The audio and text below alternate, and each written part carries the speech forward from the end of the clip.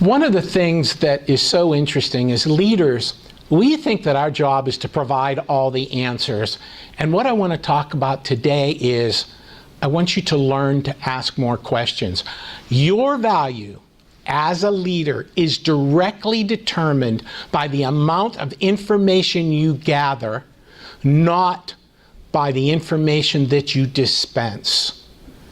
Let me repeat that. Your value as a leader is determined by the quality of the questions you ask, not by the amount of answers and specific direction you give. Don't mind read and follow the rule of 70-30. You need to listen 70% of the time and talk 30% of the time.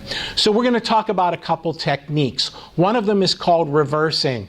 Reversing is the art of asking a question with a question. And there's a simple formula to do that. You start with a softening statement, and then you combine it with a question. So anytime you're asked a question, you want to ask a question. So it might sound something like that. Listen, John, I appreciate that question. Why are you bringing that up now? Or, Mary, boy, that's an interesting question. Tell me what your thoughts are on that subject. So you're reversing it. You try never to answer a question. You answer a question with a question. It starts with a softening statement, and then it ends with a question. The softening statement's important because it takes some of the edge off. If you just fire back questions, it sounds like you're being evasive. If you start with a softening statement, it really sounds and does portray you as someone who really just wants to gain more information. So the second thing that I would pay attention to in asking questions is pay attention to wishy-washy words.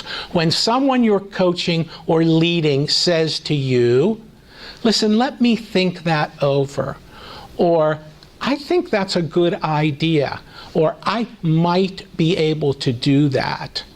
You want to reverse that. Sounds something like this. Henry, when you say think it over, tell me some of the things that you need to consider as you're thinking about this. Or, if they use the word might, when you say might, I'm confused, I'm not sure what that means. Tell me more specifically what you mean by you might be able to accomplish it. If they say something like, I'll get back to you, sounds something like this. Great. I was hoping that you'd say that. Softening. When you say you'll get back to me, do you have a date in mind? Okay? So pay attention to wishy-washy words. They're everywhere in the workplace. And then lastly, make sure that you're asking open-ended questions. You do not want to ask questions that end or can be answered with a simple yes or no.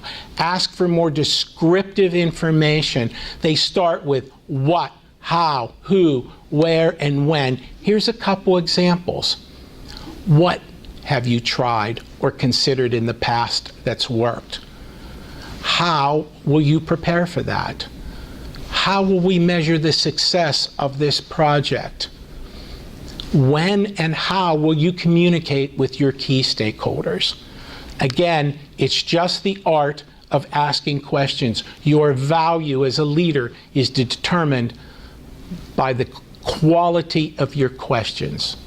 If you'd like to do a deeper dive into this subject, follow the link below. This is Len Petrancosta from the Leadership Quest, and that's your Leadership Tip of the Month.